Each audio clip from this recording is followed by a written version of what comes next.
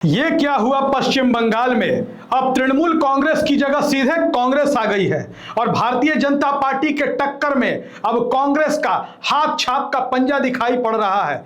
जी हां, आप सभी को जानकारी होगी, पश्चिम बंगाल में जब विधानसभा के चुनाव हुए तो 294 की जगह 293 सीटों पर हुए। एक फाल्ता विधानसभा सीट पर चुनाव नहीं हुआ।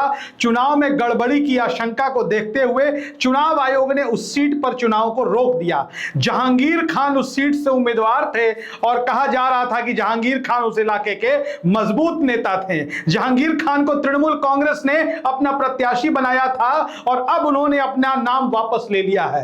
हालांकि वो आधिकारिक तौर पर नाम वापसी उन्होंने नहीं लिया है, लेकिन उन्होंने घोषणा कर दिया है कि वो इस चुनाव से खुद को बाहर कर रहे हैं और अब इस चुनाव में वो उम्मीदवार नहीं है। हालांकि ईवीएम पर उनका नाम, फोटो और चुनाव चिन्ह लगा रहेगा। लेकिन अब आपको जो सबसे बड़ी जानकारी है वो दे दे कि लंबे अरसे के बाद कांग्रेस पार्टी जो है अब पश्चिम बंगाल में भारतीय जनता पार्टी के सीधी टक्कर में दिखाई दे रही है। जी हां, अब कांग्रेस का कैंडिडेट वहां बीजेपी के सामने होगा।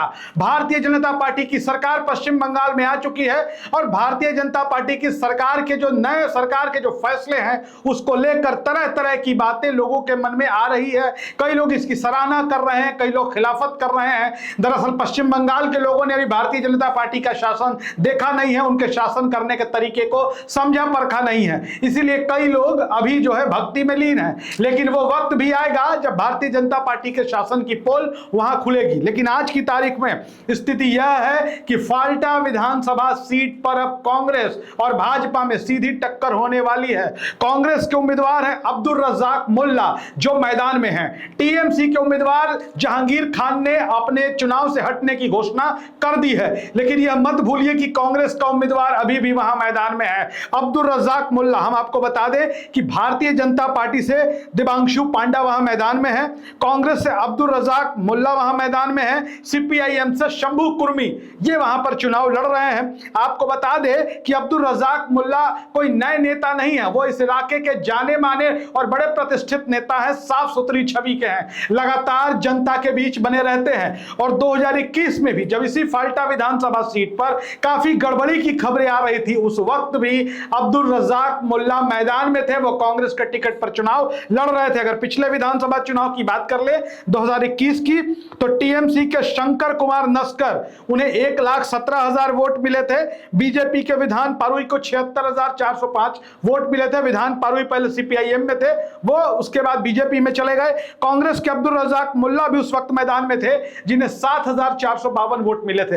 अब एक बात को समझिए कि जिस तरीके से फाल्टा विधानसभा सीट की स्थिति है, फाल्टा या फाल्ता जो भी कह ले, वहां पर कांग्रेस का प्रत्याशी मैदान में है और कांग्रेस के प्रदेश अध्यक्ष शुभंकर सरकार वो लगातार इस इलाके में दौरा कर रहे थे, लोगों के बीच जा रहे थे। और पश्चिम बंगाल विधानसभा चुनाव के नतीजों के बाद कांग्रेस के हौसले बुलंद है। जिस तरीके से शून्य पर सिमट गई थी पश्चिम बंगाल में कांग्रेस पार्टी, कांग्रेस का पश्चिम बंगाल के कई इलाकों में कोई नाम लेवा नहीं था, लेकिन अब कांग्रेस का तिरंगा, कांग्रेस का पंजा पश्चिम बंगाल के हर गांव गांव में लहराता दिखा। यह अलग बात है कि आमने सामने की लड़ाई में, भाजपा टीएमसी की लड़ाई में कांग्रेस को बहुत कुछ हासिल तो नहीं हो सका, लेकिन सबसे बड़ी उपलब्धि यही रही कि पश्चिम बंगाल की विधानसभा में कांग्रेस की वापसी हो गई।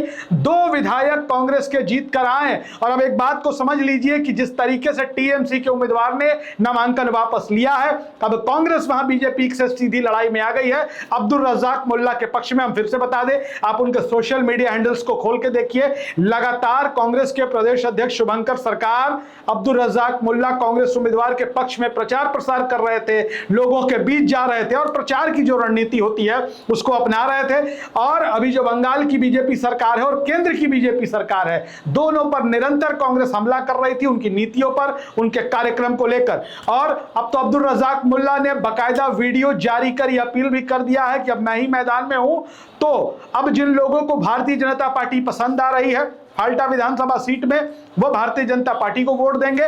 और जो भारतीय जनता पार्टी की नीतियों से सहमत नहीं है, बीजेपी के विरोधी हैं, उनका वोट अब कांग्रेस उम्मीदवार अब्दुल रज्जाक मुल्ला को जाएगा।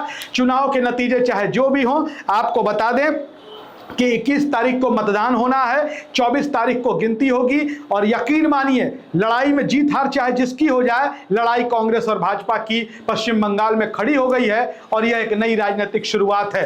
आप वीडियो को हमारे किस नज़र से देखते हैं, हमारे वीडियो पर अपने कमेंट्स ज़रूर करें, वीडियो को लाइक करें, चैनल को सब्सक्राइब करें। धन्यवाद।